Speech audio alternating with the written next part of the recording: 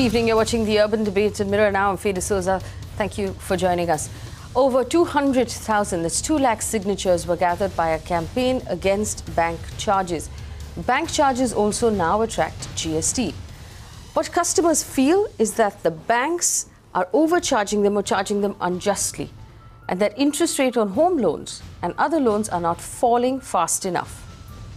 There's also interesting information coming in to tell us that the banking ombudsman, who is an officer who is meant to liaison between banks and aggrieved customers, have received a record number of complaints about bank charges in the last couple of years than they have in the 3 years before that. Why are customers so upset? We understand from our research that banks are now charging for checkbooks. There is a charge if you order a checkbook. There is a charge if you deposit money in a bank branch that is not the branch that has your account. There is a charge if you withdraw money from an ATM more than 4 or 5 times in a month. There is especially a charge if you withdraw money from an ATM that does not belong to your bank. Is any of this fair?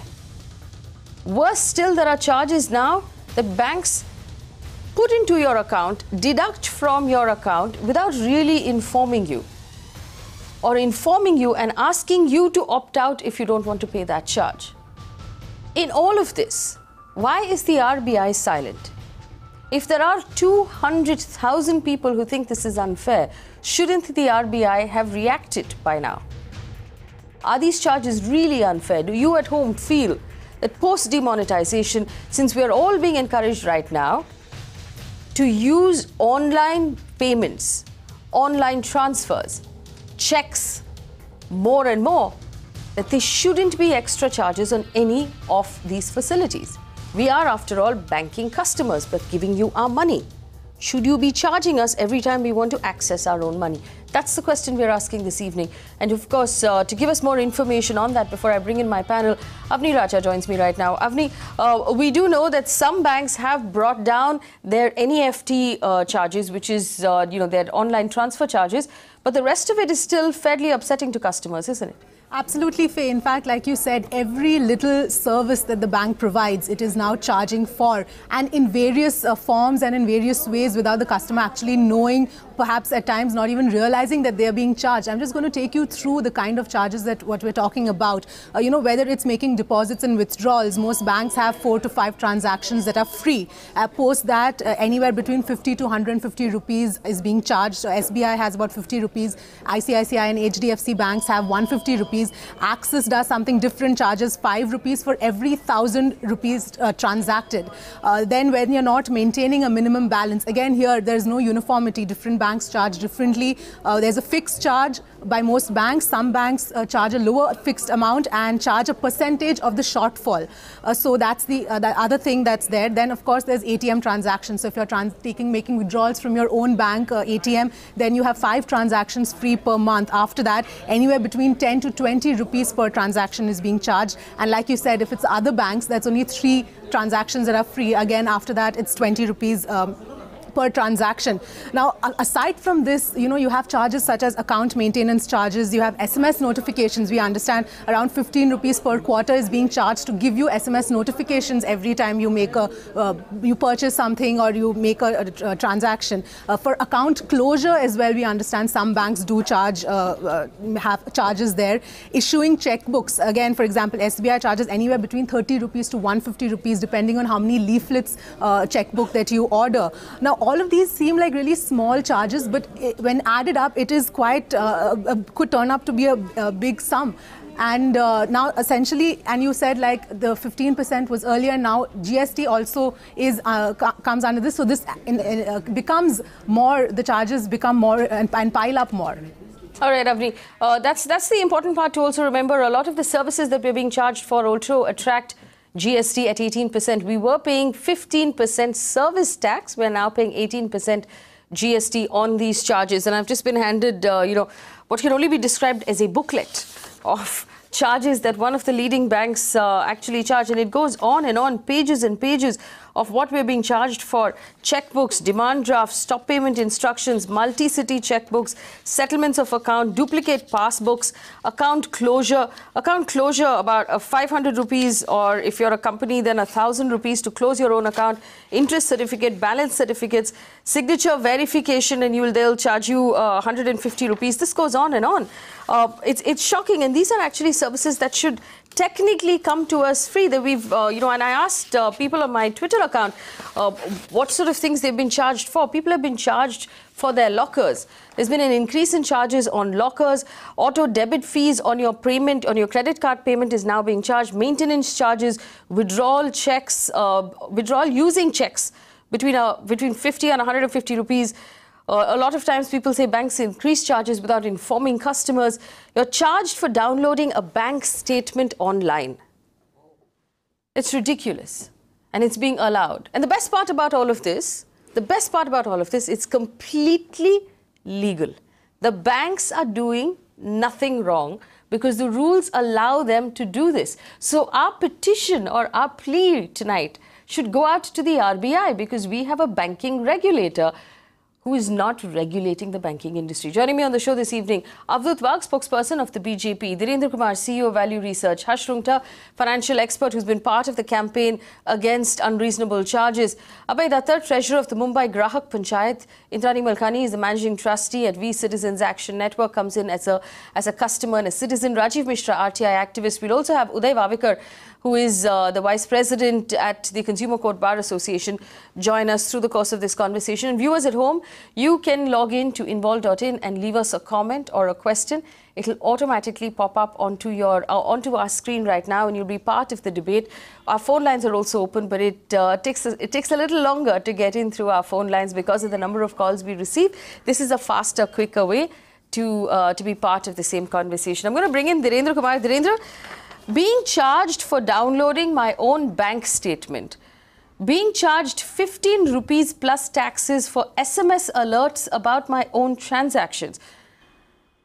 There are a lot of times we've also heard that banks apparently send on add-on cards, add-on credit cards for free, and then charge for those add-on credit cards without technically, the customer having asked for that add-on credit card.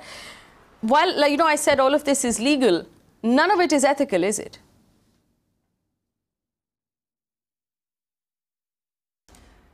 Yeah, I think, there's absolutely nothing wrong with the charges, but the way it is, the business is conducted. In fact, many of the charges that we are faced with, and we are surprised because the way it, it's all legitimate.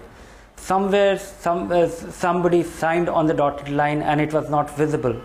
I think, there is a need to really clarify and be transparent about the charges. These are the services being rendered, this is the cost, so that the customer is aware. I don't think it happens with great clarity today. I think the other thing and all these things will continue going on, because customers should have a choice. And I think because with our bank account, so many things get linked that unless the threat is credible, unless the customer has a real choice. I have been writing about this for a while now, and I was very much part of the petition when it got initiated by Sucheta, unless the customer has the choice that he can move his account elsewhere with all the associated benefits, because I would have given my ECS mandate, it will be my salary account. Yes. And today technology enables that. So that is something, that is the only credible threat which should be in the hands of a customer, which will prevent them from being fleeced by the banks. Many a times, these are unfair, I think, some of these things, banks will be looking for an excuse to charge for many of the services. I think, banks should be incentivizing people for getting their account statement themselves online rather than charging them. Or, many of the transactions, the home branch concept, that was the whole idea of actually getting onto a bank which is digitized, connected, and I can access things anywhere. So that looks completely misplaced, beyond basic logic. Right, let me bring in Rungta, and I want to first pause on the point that you made, Dhirendra, of the fact that the one thing that customers should have in their hands is the ability to not do business with this bank anymore if they feel that one particular bank is fleecing them. But we don't have that choice. Harsh, there was some talk about portability, but like Dhirendra said, if I have a salary account, invariably my employer chooses the bank I have to bank with, and then like Dhirendra said, my EMIs are going out of that account, all of my bills are already, you know, there are commands already going out of that account, transfers are being made out of that account. The thought of having to move out of it is just too cumbersome, and you know, then you start to forgive these 100 rupees a month, you know, 25 rupees per transaction, but this is a lot of money. It adds up at the end of the month. Oh, absolutely. I mean, it's been a very long journey. I mean, I remember when I was a banker, for example, I think the clear issue then was that all the charges were bundled together, and you paid for it by having to keep certain amounts of money in the bank, and that's where the banks made money. Clearly, the charges are now being unbundled. That's the argument that the banks give. And as Dhirendra said, I agree with you that we would have to pay for the services that we utilize.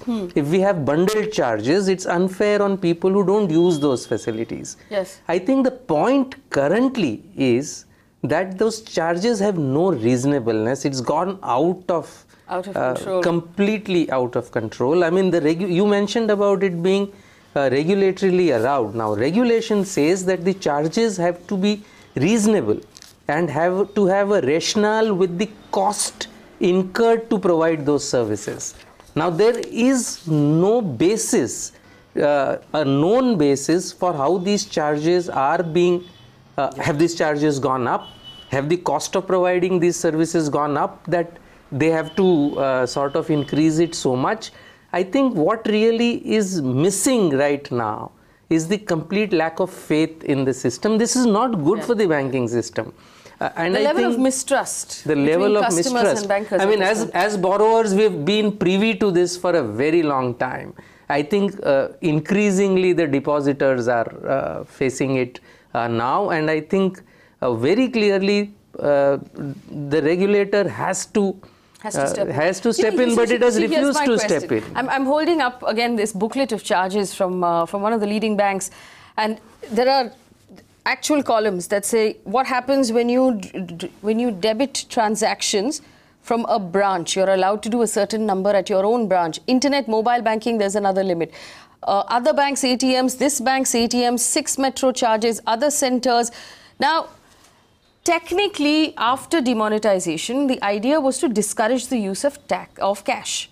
If you're only going to allow me to withdraw 3 times in a month or 4 times in a month, are you expecting me to withdraw a huge chunk of money and carry it around in my wallet?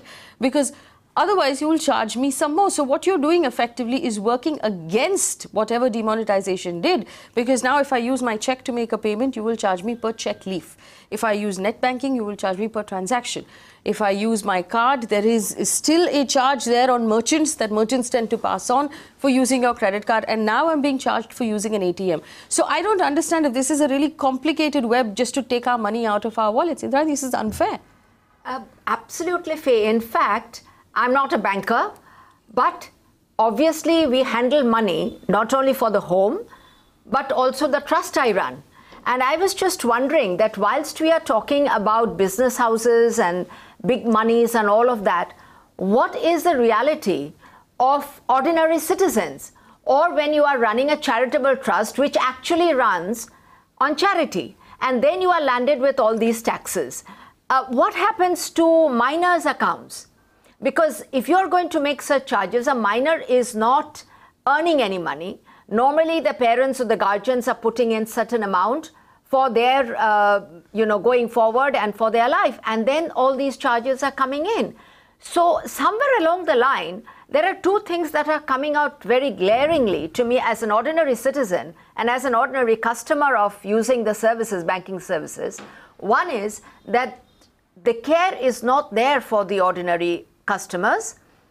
And the second is, whereas we want to promote digitization and using the net facilities, you're actually defeating, as you rightly said, the use of it. And the more complicated you make, the less transparent will become the system. So automatically people will want to make their lives simpler, not get it more complicated. Rajiv Mishra? मुझे तो ऐसा लगता है कि आज जो demonetisation की बात हुई थी और जिस तरीके से बैंकों की स्थिति मजबूत हो जाएगी, इस तरह की बातें कही गई थी। मैं आपको बता दूं कि जब से डिजिटल मनी का कंसेप्ट आया है तब से आज 60 करोड़ बैंक अकाउंट हैं पूरे देश में। अगर ये 60 करोड़ बैंक अकाउंट पर आप ये बैंकिंग की एक पॉलिसी आप देखो कि अगर ये 20 रुपया महीना भी हम लोगों से सरचार्ज वसूलने में सफल होते हैं तो 1200 करोड़ रुपए हर मंथ बैंक हम से गेन ले सकती है। ये एक कंसेप्ट है इनका, जो इन्होंने लोन का जो इनका जो ये है एनपीए है, जो इनका एनपीए है उसको ये हम लोगों से वसूल करना चाहते हैं। हमारा इसमें कोई दोष नहीं है, मैंने लोन लेकर के इनका पैसा नहीं डुबाया है, लेकिन पैसा ये हमसे लेकर के अपना NPA. Is this true, Rungta? Do you believe that the banks are actually making up for their NPAs and their non-performing assets through normal customers? It's a pot of money at the end of the day. So if it's a pot with a bottomless, without a bottom, it has to be filled on the top. Unfortunately, we are filling it on the top. At the bottom, we know where it's all leaked. Where is it all leaking? All the big corporate NPAs. If you look at even the retail lending book, the retail lending book is one of the best lending book across industry. So ordinary citizens, when they are borrowing, whether it's for a car, whether it's for a home, they are honest, they pay back their money. It is the industrialists who borrow and run away to London. Run away to London. Let me ask Abaidh Wavekar this question. Abaidh Wavekar is the spokesperson of the BJP. Abaidh Wavekar, 2 lakh customers of banks signed a petition saying that a lot of these charges are simply unfair. Now, post-demonetization, how are banks being allowed to do this? What was the aim of demonetization? Remind us all. I remember a lot of people telling us, wait 6 months, wait 8 months, you'll see the benefits. It has been more than 8 months, Abaidh Wavekar. Where are the benefits and why are we as salaried middle-class customers being punished? First of all, let me tell you, neither I am an advocate of banking sector, nor I am the spokesperson of banking sector. I have no reasons to do the advocacy for them. But we should understand, post-independence, the banking sector have moved from private banking to multinational bankings. Previously, only private bankers were there. And it is late Mrs. Indira Gandhi who has done the nationalization of banks. And most of the big banks have come under the purview of central government. If you see carefully, there are cooperative banks. Mr. Abaidh Wavekar, please allow me to stop you. This has nothing to do with Indira Gandhi. All banks are regulated by the RBI. The RBI reports to the Finance Ministry ideally, but the RBI is an independent regulator that is fully within the purview of the RBI to regulate these charges. Now, the RBI has not paid attention to any of us over the last couple of years because they have been very busy with other things. This is the RBI's responsibility. Why hasn't the RBI taken that responsibility? Why hasn't the Finance Ministry taken that responsibility? And I know that you are not an advocate of banks, but you are here as a government representative. Yeah, so will you please allow me to say? Yes, please go ahead. Yeah, first of all, RBI is a regulating authority up to what sense? It is regulating authority for declaring and deciding the rates of lending. That's it. And the general banking procedure. I'm afraid you're wrong, sir. RBI has nothing to do with a decision of service charges. For example, one bank, I have got accounts in 2 banks. One bank is not charging anything for issuing demand drafts. My another bank is charging money for demand drafts. My one bank is charging charges for receipt of cash. My another bank is not charging anything for receipt of cash. So there is a lot of variation amongst the banks. There is no uniformity. So let me correct you, please. I'm going to take this to Uday Wavekar. No, I'm sorry. Abaidh Wavekar, you're mistaken. With all due respect, sir, you're mistaken. The RBI, it is fully within, it is the regulator and it is the RBI's, not just within their purview. It is their responsibility at the RBI. It is the duty of the RBI to regulate charges. The RBI's job is not to call out an interest rate. I'm sorry, that is not the job. The RBI might have misunderstood that to be its job, to call out interest rates and to pay attention to inflation. But customer protection is the RBI's responsibility. Uday Wavekar, please go ahead. I am a ex-banker, being in the American Express Bank, and also today a Consumer Act advocate. and for consumers. Yes. So if you look at both the situations today, it is very a grim and grave situation. The demonetization was done with the idea that a lot of money will come into the bank and the benefits people will derive by getting the home loans and the other loans at a cheaper rate. GST came as a good sense of tax. That is what our Prime Minister is saying. And now today, if you look at it, the multinational banks or the other banks also are charging for every transaction, and the amount, the idea of the demonetization was that more plastic money should be used, the black money should be eroded, and that plastic money idea is going away, because with that plastic money, if I have a restriction that even if I do a small withdrawal, if I have to pay through my nose, what is the idea of the plastic money and why people will then use plastic money, and how many times I have to take a chunk of cash and go around? The idea of plastic money is that it should be easily accessible, and in fact bank gets the benefit. Uday Wavekar, clarify that point on whether or not it is the RBI's responsibility to regulate charges. I am 100% sure that RBI is responsible, because today the monitoring of services of the bank, service charges of the bank, day-to-day functioning of the bank also comes under the RBI.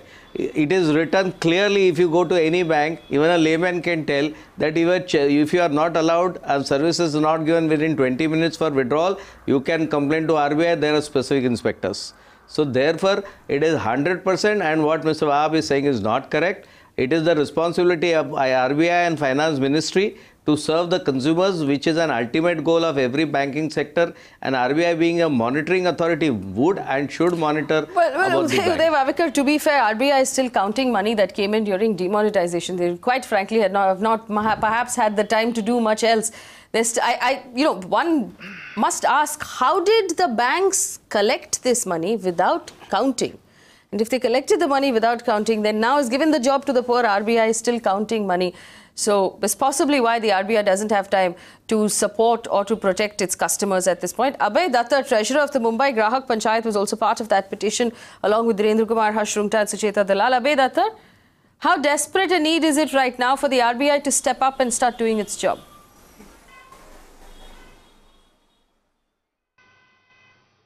Well, I'm very much more worried about the role of RBI, because it doesn't say anything about the reasonableness of any charges. I can understand, or anyone can understand, that some charges will be there, but the way the banks are charging now is really furious, and I can't expect RBI to just keep quiet on this. They must do something to calm down the customer as a whole. Yeah, Rajiv, go ahead. मैं एक बात कहना चाहता हूं कि जब bank हमारे पैसे से पूरा बिजनेस करती है, हमारा जो अकाउंट वहां जमा है उससे वो बिजनेस करती है, ये चार्ज उनको लेने का तब अधिकार है जब वो ईयरली जो प्रॉफिट कमाते हैं उसमें हमको शेयर होल्डर बनाए।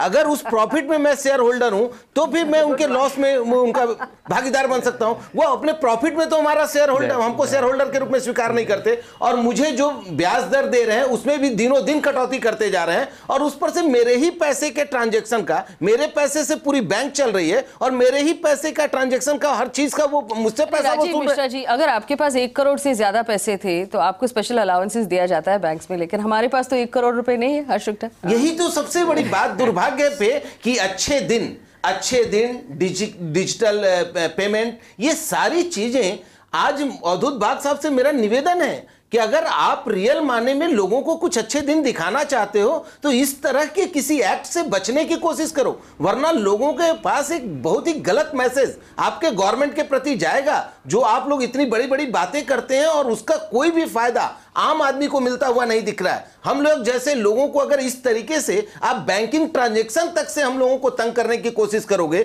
जीएसटी ला करके आपने बोला कि आपने बहुत ही बड़ा एक क्रांतिकारी कदम उठा दिया। आज जीएसटी है तो भी रोड टैक्स है, आज जीएसटी है तो भी स्टाम्प ड्यूटी रजिस्ट्रेशन है, कहां आपका खत्म हो रहा है? कोई चीज आज इनकम टैक्स में भर ही रहा हूं। मतलब कहने का मतलब यह है कि आप जब वन कंट्री वन टैक्स की बात करते हो तो बाकी सारे टैक्स हटाओ ना। लिकर को आप उससे बाद में रखते हो, आप पेट्रोलियम को बाद में रखते हो, जहां आप 105% टैक्स हमसे ले रहे हो उसको आप बात करते हो, तो ये क्या चल रहा है आपका? Right, and I want to bring in Dhirendra for a second. Dhirendra, unfortunately, as customers, we don't have the option of taking our salary in cash and keeping it under the mattress at home, which is currently, I would say, the safest place for it. Because nobody will reach under there and take out 100 rupees every month saying, ye aapke paise ke liye, ye aapne apne paise dekhe, ye aapne apne paise gine, ye aapne apne paise transfer kiye, karke 100 rupees nikalte rahe. At least that way it would be safe, but we don't have that choice. We can't function with cash. You don't have to pay service charges of 30, 40 rupees. Dhirendra. Yes, absolutely. You know, this whole move of charges, these unreasonable charges, what Harsh was saying that, you know, there has to be a basis to this. There has to be a cost structure which is specified. And some of the essential services should be very clearly spelled out.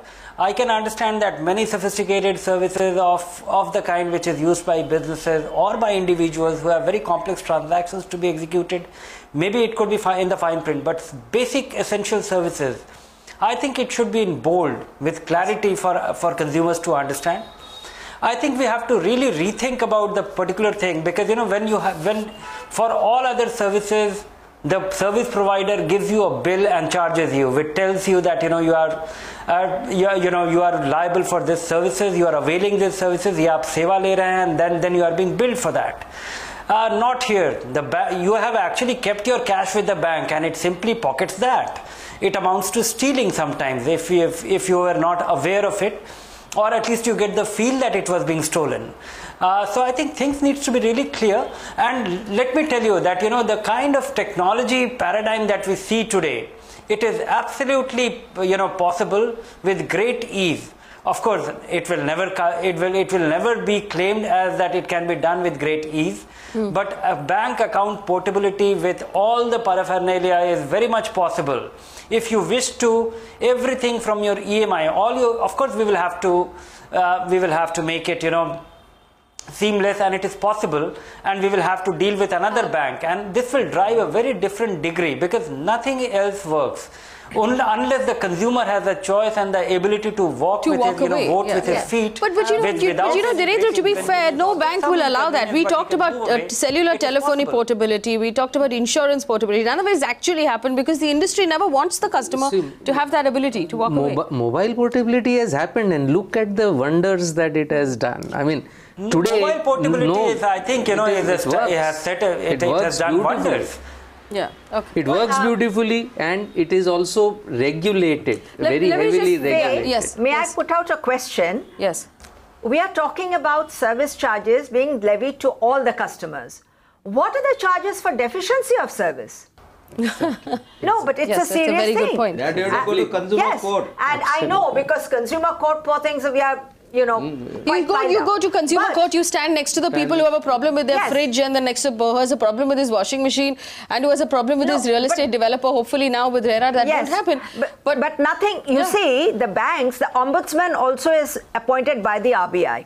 But when you're looking at service, there is such a lacuna of, I mean, I should say deficiency of service on so many fronts, but there are no charges.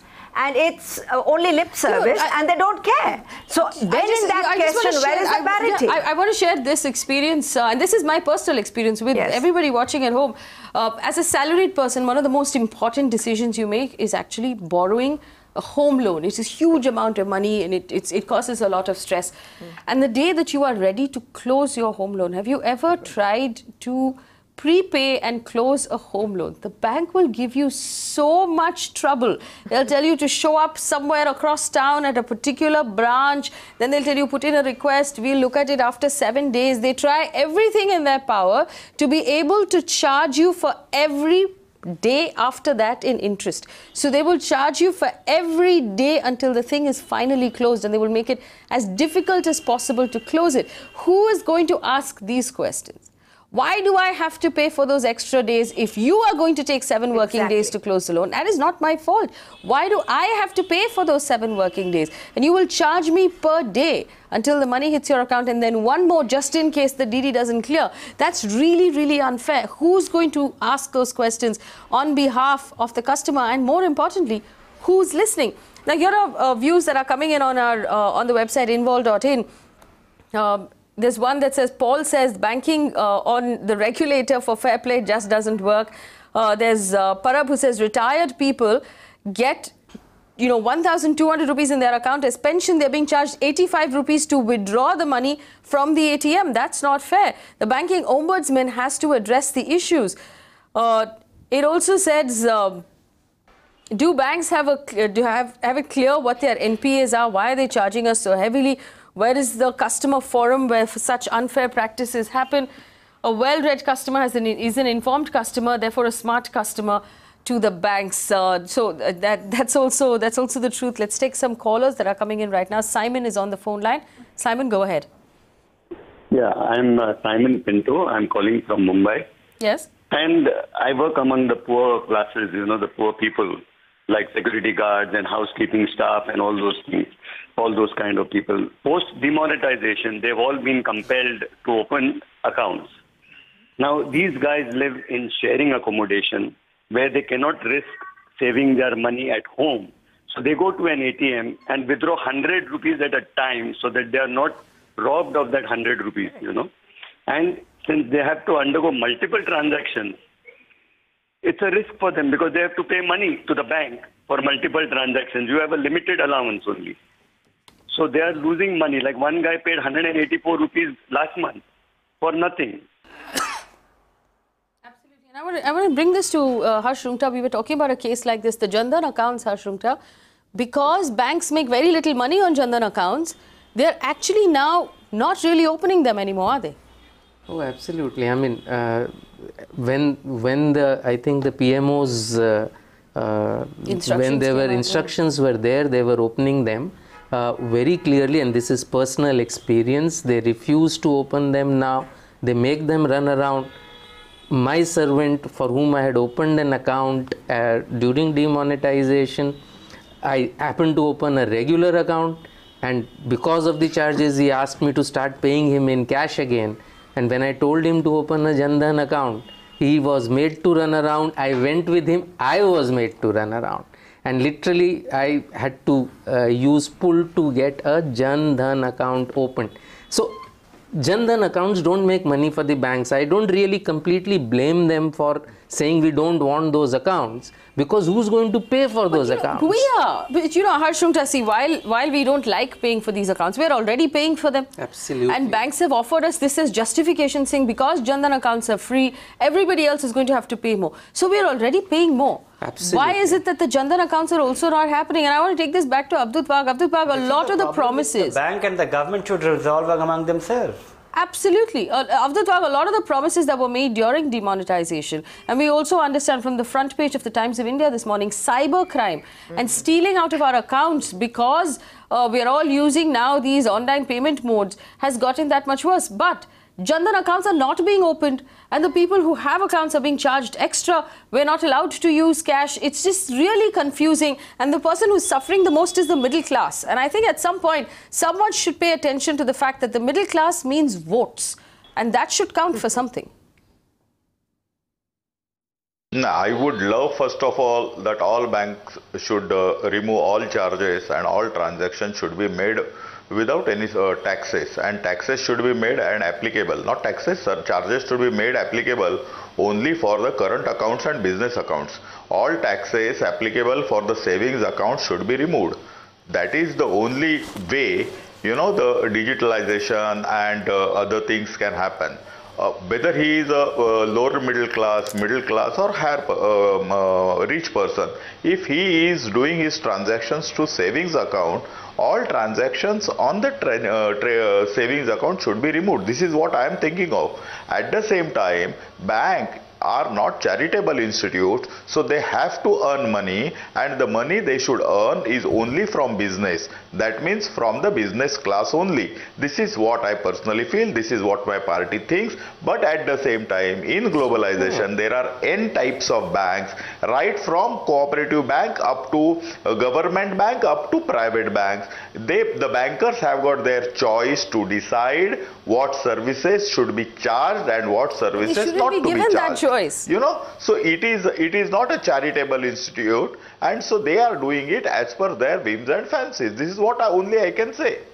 But the government owns 21 banks. At least those banks shouldn't can you please ask them to follow what your government believes in? You own 21 banks. Your government owns 21 banks. Please ask them to follow these things that you say that your government stands for. Yeah, absolutely. And further to that, Mr. Sir, Bagh, it is not my government, it is our government. Correct. It is not my government, it is our government. It is. Let's ask the same question. Okay, our government owns 21 banks. 25 crore Janadhana account in the bank. You also have to appreciate the banks who are regularly monitoring the lending and borrowing rates. Today only 0.5% of the interest rates have come down. It means that the loans will be available at a cheaper rate to the young people who are aspirants for doing their business.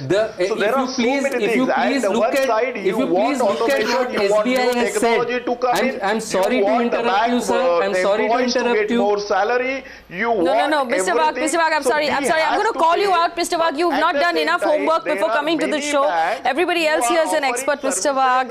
Mr. Bagh, if you're telling me that by cutting the interest rate from 4% to 3.5%, that is in some way good for the young people of this country, I beg to differ. This basically means that those of us who have less than 1 crore rupees are actually earning even less on our savings bank account, and our loan rates have not come down. SBI has made it very clear that this reduction will help them maintain the MCLR, not reduce the MCLR. So at least if you go by that statement, we are not going to see a reduction in rate just because the savings rate has been dropped. So that is clearly not true, at least if you go by the statement. And I also want to point out here, and I'm going to go to Dhirendra Kumar with this. Dhirendra, there is so much being said about people who took money from this country, borrowed money from our banks, hamare paise leke bhag gaye. We must remember that there was a bank doing business who gave that loan. Absolutely. Who gave loans to these people. Organizations and companies that have borrowed upwards of 30,000 crore rupees and not paid it back. There was a bank sitting in between my money and that organization who thought it was a good idea to give this loan. At some point, these bank managers or these bank executives have to be held accountable. And Faye, how many of them nationalized or otherwise? Yeah, absolutely. It's the same pot of money, which is getting aggregated. And no action. Yeah, go ahead, Dhirendra. Finally banks have to make money, and if they lose money big time with their lending portfolio, this comes as a very steady, predictable way to earn money. And this is where I think, RBI really needs to come in, unless we have those big moves, significant moves, because any kind of small move will not help. First and foremost, what was being talked earlier, banking for the masses through Jan Dhan scheme. This is something which is being pursued by the government as a matter of public policy. It is digitizing the economy, which has a lot of, greater benefits for everybody. I think government should, this should be a deal between a government and the bank, that this is what we are promising and this is what you have to deliver, and we will pay for it. Because unless the government pays for this and this becomes at least a viable business opportunity for banks, customers will be shortchanged. It will just be a lip service. A lot of accounts will be opened and they will become dormant, and the customers will never be served. Yes. So government has to pay for it as it is a service being delivered by the government. Absolutely. For the government by the banks. And this is very much a doable thing, and it should be clearly defined, and this will cover the large mass of people who need access to the banking services. And of course it should be clearly defined that this is what you are entitled to. These many transactions, these many withdrawals, this much of deposit, and they should be treated with dignity. And then comes, the other charges for masses. I think it needs to be it is basically a lack of transparency. Banks are not behaving like trustworthy banks. They behave they behave differently. They behave like crooks. It looks like a small theft. And many a times customers are surprised by that. That needs to be done, and I think without the portability it won't happen, because unless the customer gets a choice of moving his account with all the peripheral things with ease, with convenience, and today in this digital age with the technology, with the kind of interlinkages among banks, it is eminently possible. Absolutely. And there's someone who said, is there any procedure so I can ask for invoicing from my bank? I want to make another important point. Can I? Go ahead, Mr. Wag. Yeah, see, one point which is rising up is the responsibility of bankers. Let me tell you, one person who has gone to RBI and he, after going through the RTI, he got an explanation that most of the bankers who are giving a facility of safe deposit lockers, if anything is being stolen from the safe deposit lockers, the bank is not responsible.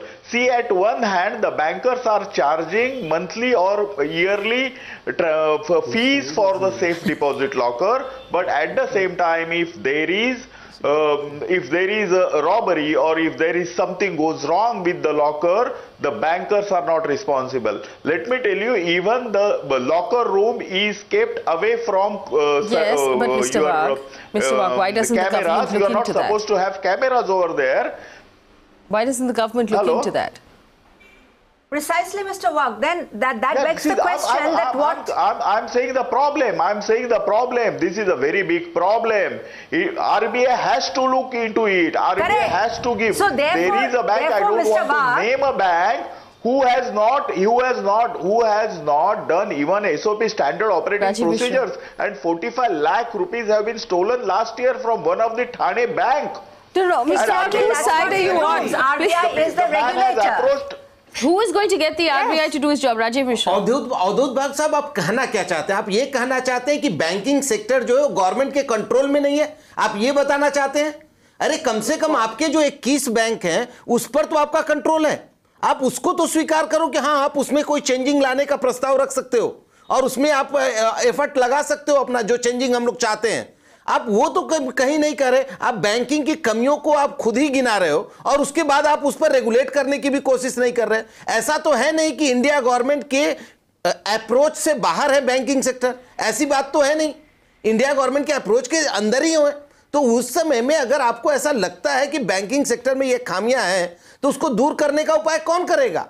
आप government में बैठे हो. आप मतलब हमारी government आप वहां बैठी है, वही करेगी ना हमारे लिए.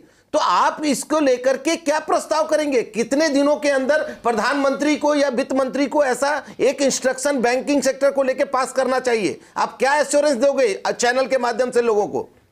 This is a question all of us are asking. मैं एश्योरेंस देने वाला मैं कौन हूं? मैं सरकार का प्रतिनिधि नहीं हूं भैया. So don't put me in a question box. I am representing Bharatiya Janata Party. At the same time, I am also a customer of banking sector like you. So I am also coming out with various problems, various issues like you. All right. So this is a very interesting point. Abaidh Akhtar comes to us as a customer today. So now we have a bigger question to ask. Who do we go to? Let me point out that the RBI doesn't want to talk about this. Let me point out that the banks don't want to talk about this unless they're going to do it through their lawyers. Let me point out to you that the members of the finance ministry won't talk about it because they're busy doing other things. The RBI, like we said, is still counting notes, so it doesn't have the time. Who are we going to go to? Let me go to Abaidh Akhtar with the Mumbai Grahak Panchayat. Grahak kahan jayenge, Abaidh ji? Who do we go to now? Yes, they can definitely come to Mumbai Grahak Panchayat for their grievances. And to tell you frankly, personally, I have taken certain issues with Reserve Bank, and for which I did not receive any reply, particularly to ATM related issues where the currency was not available, where the ATM machines were not working. So I raised a simple question to Reserve Bank. In such circumstances, whether you will direct the banks to waive the charges for using third bank's ATM or any other bank's ATM. Till date, I have not received any reply, and now I am going thinking to go for right to information. Then only perhaps the Reserve Bank will answer me, because this is in the larger interest of all the banking customers. And as a volunteer of Mumbai Grahak Panchayat, I think it is my duty to protect them and fight for them. But I think that's fantastic. But Rungta, this is a pattern of the Reserve Bank not responding to customer complaints or customer problems. So absolutely, if you ask any banker, RBI has so many regulations. The banker knows which regulations RBI will not even budge an inch. It better make sure those regulations are followed. And then there are regulations that are meant to be there for PR purposes. That, oh, we have this regulation. You can see our regulations say that the customers should be treated fairly. Our regulations say that the customer has a right to suitability. But how will it be implemented?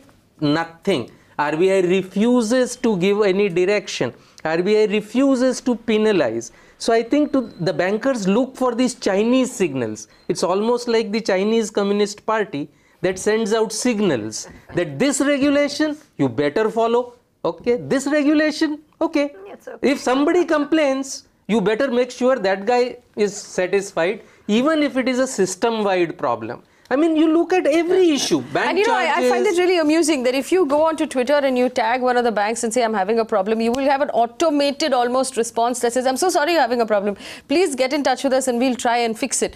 And this is almost a pattern on Twitter, which means that what you need to do at home tonight is open your net banking account. Do not download a statement because they'll charge you for it. But actually open it and take a look at the money you're being charged without your knowledge. That 10 rupees, 15 rupees plus GST 18%, this fee on that fee on this, actually add it up for the last quarter, for the last 3 months, for the last 6 months, and look at how much money has gone out of your account without you being aware of it. If you've gone and ordered a checkbook, they've charged you for that checkbook. If you've withdrawn from somebody else's ATM, they've charged you for that as well. We have Gurbachan Singh, who's on the phone line from Delhi. Mr. Singh, go ahead. Hello, can I speak now, please? Yes, go ahead. There are two things. Most of the points this lady has already told you, but what point I want to tell you is, bank is not a business house. It is a social organization under control of RBI and Government of India. Government of India itself is not honest to a common man. I don't understand the reason for them to make service tax from 8% when it started 5 years ago to today 18%. Increased more than 2 times. Similarly, here banks are also increasing their charges tremendously. And they are saying we are doing digitization, we are doing electronic transmission. Many banks, I go there, their systems are down. And you have to wait there for nothing. Your infrastructure is so poor, your charges are so high. And secondly, just now that lady told you, what is the security of the lockers which we hire from the bank? Nobody, the RBI, why don't they enforce them to keep security or give insurance against that amount? I mean, the things which we have kept in the Mr. Singh, have you ever complained to the bank? Have they listened to your complaint and changed anything? Yes. No. Listen, I am an old man. I want some special favors or special privilege to the senior citizens. They don't talk of senior citizens except that 0.5% interest in the FD which used to be there. Even that is being reduced to now 0.25% or maybe even less. And now there is no logic of the RBI to reduce banks or banks to reduce our deposit rate. Senior citizens are living only on the interest money. Yes. And you are giving the money to the corporate people who take away the bank's money and run away and then keep on increasing their NPAs. Right, they want the money to government. Go ahead. Mr. Singh, I think you may not be aware. Mr. Singh, you may not be aware that every bank is required to have a special charter for its senior citizen customers. I come back to the point that I made earlier. Who's going to enforce that charter? Yes. Every bank is supposed to have a charter for senior citizens. In fact, if you call them home, they are supposed to come home. Yes. Because you are a senior citizen and you require special services. But there is no way you can enforce that right. That, I think, is the problem. Absolutely. Well said. Yes. All right. Sachin is also on the phone line right now. Sachin, go ahead. Hello. Well, I just had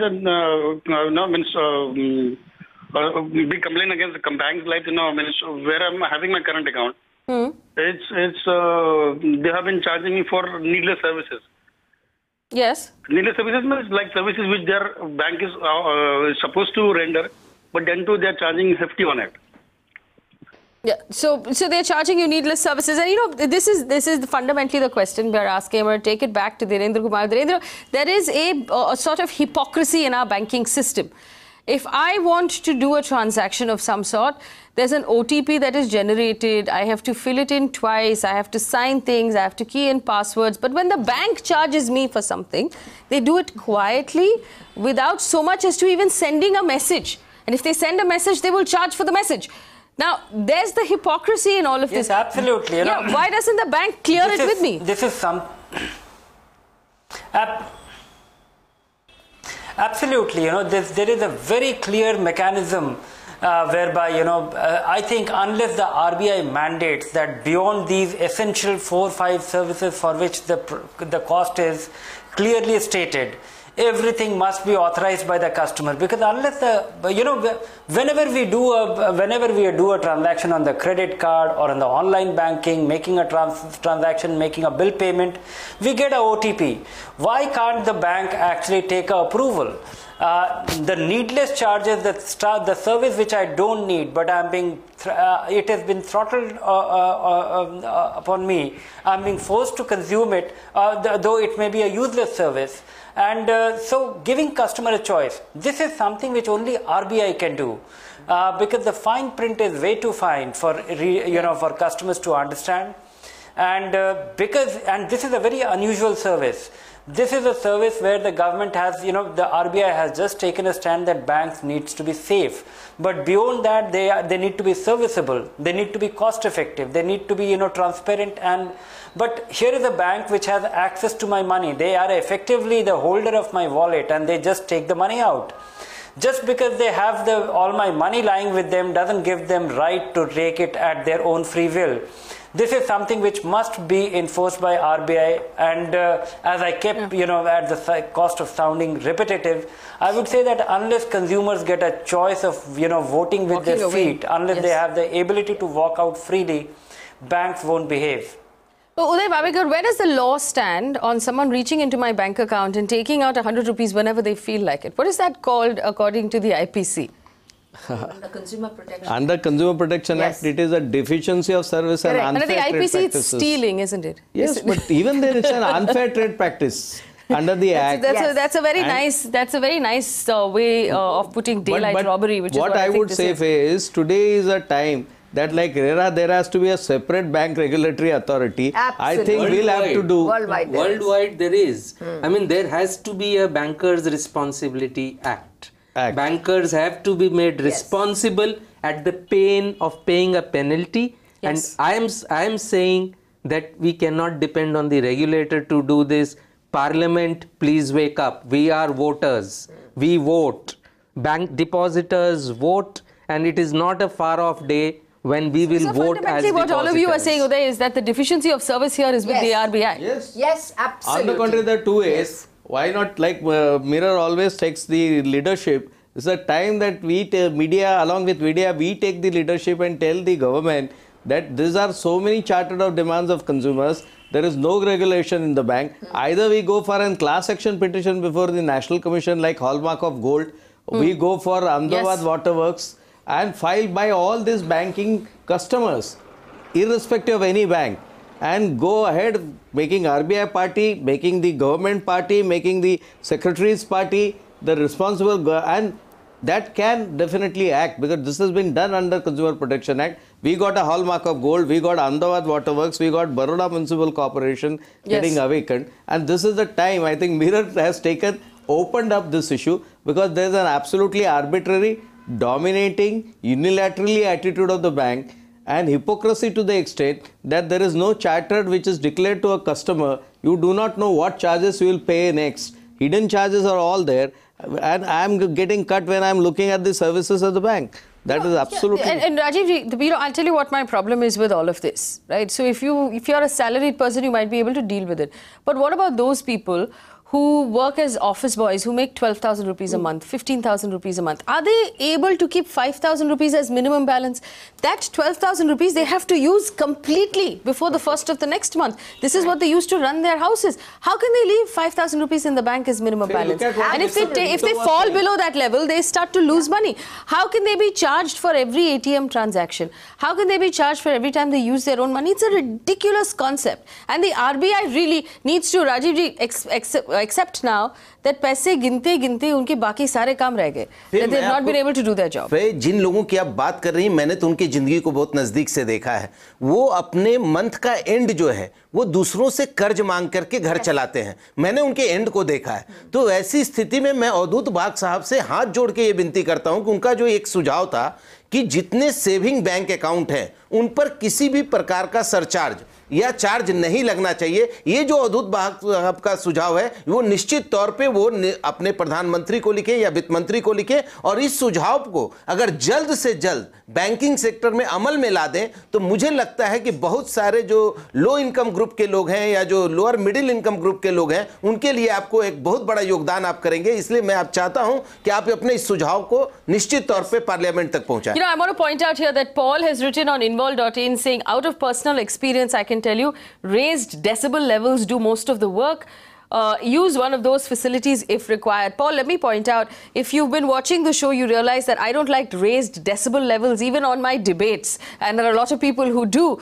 I don't think I should have to scream at some poor banking executive on the other side of the phone just to get plain justice. This needs to come from the RBI and the government, and there has to be very clear rules put out about what they can and cannot do, and they should follow those rules. We shouldn't have to yell at people. It's really unpleasant to have to do that every time we're treated unfairly. Prahlad is on the phone line from Bangalore. Prahlada, go ahead. Very good evening, ma'am. Good evening. See, I want to appreciate Mirror now. The reason is simple. You have taken the subject, wonderful subject, which is every citizen of India is facing the problem. I really appreciate from the bottom of the heart, okay? And the real problem is, day-to-day life, every citizen is facing the problem of these kind of problems. Unwanted charges. For example, I'll just tell you, recently the government of India has taken the new step to do all digitalized transactions, online transactions. See, they have abolished all ATMs. We cannot withdraw. If we withdraw, there will be huge charges. Usually, we're not getting money only. The major point here is, even let us think a small petty businessman have to do 20 transactions. You want to pay for 20, around below 10,000 rupees for 20 people. For this particular UPI charges, the new mode of payment is UPI or IMPS or NEF something. Yes. For this, they will be charging 5 rupees plus service tax plus once again 18%. Something. So many things are there. But so you know the good thing, if I'm not mistaken, that a small businessman can offset all of that GST against the rest of his business. It is the retail customer who cannot do that. Harsh, correct me if I'm wrong. I think so. Clearly, if the charges are incurred for the furtherance of your business, then that GST should be. Yes. So if you've made payments, and if there are this is important. If you've made payments and you're a small businessman and you're getting, actually charged service charge and GST on each of those payments, you can use that as an offset as well. Tushar Srivastava is on the phone line from Lucknow. Tushar ji, बोलिए आपको क्या कहना है? Ma'am, पहले तो appreciate करना चाहता हूँ आपने जो इशू उठाया है, क्योंकि और तो कोई चैनल उठा भी नहीं रहा है। मैम, मैं सैलरी क्लास से बिलोंग करता हूँ। मैम, लोअर मिडिल क्लास जहाँ से हम बिलोंग करते हैं, हर उससे 3-4 रुपए पहले IMPS और नेफ्ट से मैं ट्रांजैक्शन करता था, 1 भी रुपए नहीं करता था। अभी 3 रुपए कटने लगे हैं। ऐसे 3-3 रुपए करके फिर ये लोग तो ये middle class, lower middle class को ऐसे तो ये सेविंग से खत्म ही कर देंगे ये लोग मैम, क्योंकि बड़े लोगों के ऊपर तो कोई फर्क नहीं पड़ता। हमारे ऐसे लोगों को जो 30-40 हज़ार रुपये जो सैलरी पाते हैं, वो सेविंग अकाउंट फिर रखना ही बंद कर देंगे मैम। ये छोटी उसका इलाजिक ये देते हैं कि हाँ सब कुछ बढ़िया हो रहा है, सब कुछ अच्छा हो रहा है, आगे चल के सब सही हो रहा है। मैम, सैलरी बच ही नहीं रही है मैम इन सब चीज़ों से। तो मैम, ये इशू उठाने के लिए सबसे पहले तो मेरा नाम को थैंक यू। और प्लस मैम, ये थोड़ा गवर्नमेंट को सोचना पड़ेगा हमारे ऐसे सैलरीड क्लास लोगों के लिए। Absolutely, government को सुनना पड़ेगा। And he's making a very important point. I'm going to digress just for 30 seconds. The price of LPG cylinders have gone up. The price of tomatoes are ridiculous right now. The price of vegetables have gone up. The GST is on almost everything we're buying at this point, and we're finding on an average that our monthly spends have become extremely narrow. The headroom, the savings that we have at the end of the month has become very difficult. In such situations, the government must pay heed to those of us who are telling you that the middle class is struggling at this point. Also, let's remember that our job scenario is not great, which means that we need to be able to save money in our households just in case somebody loses their job. Homi Dalal is on the phone line from Mumbai. He's an ex-banker, I understand. Mr. Dalal, go ahead. Hello, Priya. First of all, I congratulate you the way you conduct the debate. Thank you. First thing I would like to state that nowadays the customers are charged for using the ATM card. Now, on that day, I happened to fill up the petrol for 1,000 rupees. I was charged 30 rupees for that. So it is absolutely 3 rupees. Now, the main object of charging is okay.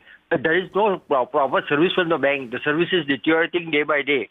Now there is a shortage of staff, a strict shortage of staff. We being a senior citizen, we are made to stand in the same queue where the ordinary queue is there. And another thing, the my objection is that how the government can give a waiver of loan to the farmers in crores, not in thousands, in crores. And for that, the customers have to suffer. Now, how long they are going to continue this? Whether it is a BJP government or Congress government, everybody is you take the loan, farm loan, and if the waiver is there. So yes, so that's a very good point. How long are we going to suffer? And I just want to take some of the points coming in on involve.in. There's an anonymous quote that says, why should I be paying SMS charges for my meager family pension account with no credit to the date? Somebody else, Abhishek, says, I suffered by staying outstation with only my debit card during demonetization. My own bank didn't entertain me. Old age or pensioners are going from ATM to ATM to withdraw money, and the bank charges them at every transaction. We also know that a lot of the smaller banks have not had access to cash in their ATMs over the last couple of weeks. And it's normally pensioners who use cooperative banks, who use smaller, government banks are the ones who are suffering. Even if the ATM machine doesn't have cash, the message you get is sorry, out of cash. That message is 8 rupees plus tax, that I'm told. That's also true. Senior citizens will either have to learn safe online banking or pay from their pockets for just checking the balance, and that's not okay. I agree with that as well. If you do more than 5 transactions in your own bank's ATM, you'll have to pay for those services. Dhirendra Kumar, this is completely unfair. The fact that even the opt-out program that started this entire thing, I remember you wrote about it, where the bank will send us these long emails that say, you are now one of our preferred customers. Somewhere at the bottom of that email, it will say you will be charged 100 rupees every quarter for being a preferred customer. If you don't want it, click on this and say you don't want it.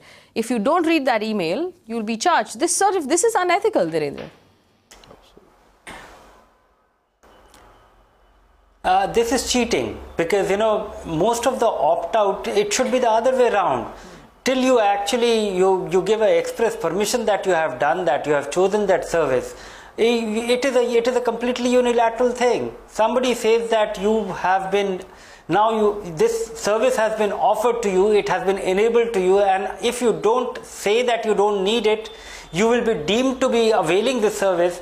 It is ridiculous. This amounts to cheating, and I think this is something where the banking regulator or even a consumer court has to step in, because unless consumers really gang up and voice against, it will look like a trivial thing. I also came across a situation that somebody a bank really appointed a set of relationship manager, and it was actually unwanted service, but one was told that you have to avail this, or this has been enabled, and it is entirely up to you to avail it. Right. So this, I think, is grossly unfair. Uday Wavekar, Consumer Court. This is totally unfair trade practice. It is like staying in a 5-star hotel, and the hotel sends you a love letter with a rose flower saying that everything is available in the bar, in the fridge, and in case you don't use it, it will be charged. Because you didn't read the letter very carefully. All right, we have to wrap this up, and I want to thank everyone for joining us on the show today. We'll continue to take this up. This is not something we're going to forget easily. Here are some tricks for those of us who are with the banking sector, who are customers, which we all are. Read all of those emails very, very carefully.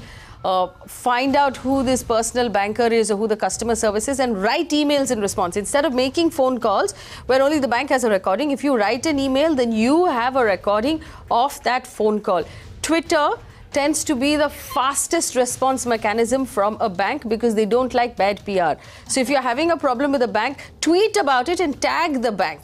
And tag a bunch of us also if you want to. There tends to get a quicker response. Also, you can write to Uday Wavekar if you want help with Consumer Court, and banks don't like to hear from him either. So these are some of the tricks. Until the RBI pays attention to us, we must raise our voices. We must raise our voices louder and louder. So as the whole, the campaign to get the RBI's attention becomes louder and louder, we're going to be supporting it on this channel. And if you've had bad experiences, my email ID is at the bottom of your screen. So is my Twitter handle. Get in touch and we'll find a way to put all of these stories together and get the Finance Ministry to create a regulator that actually works for us and not against us. Thanks for watching.